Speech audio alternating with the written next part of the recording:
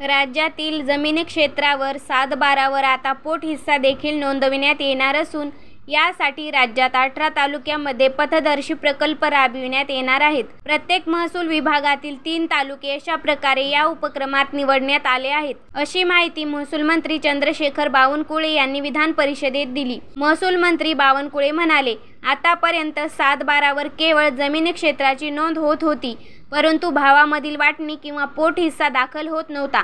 अशा वाटण्या 500 रुपयांच्या स्टॅम्प पेपरवर करता येतील, तर पोट हिस्सा मोजणीसाठी 200 रुपये शुल्क आकारले जाईल।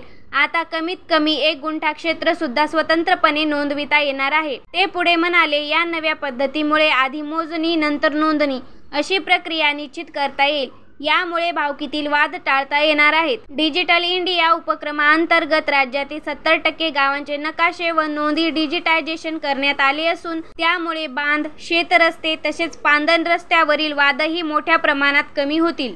पांदण रस्त्याबाबत बोलताना त्यांनी स्पष्ट केले की पांदण रस्त्याची रुंदी कमीत कमी 12 फूट असणे बंधनकारक करण्यात येणार आहे, जेणेकरून शेतकऱ्यांना शेतीसाठी सहज वादमुक्त प्रवेश मिळू शकेल। तर दिलेली माहिती आवडली असल्यास चॅनलला नक्की सबस्क्राईब करा। धन्यवाद।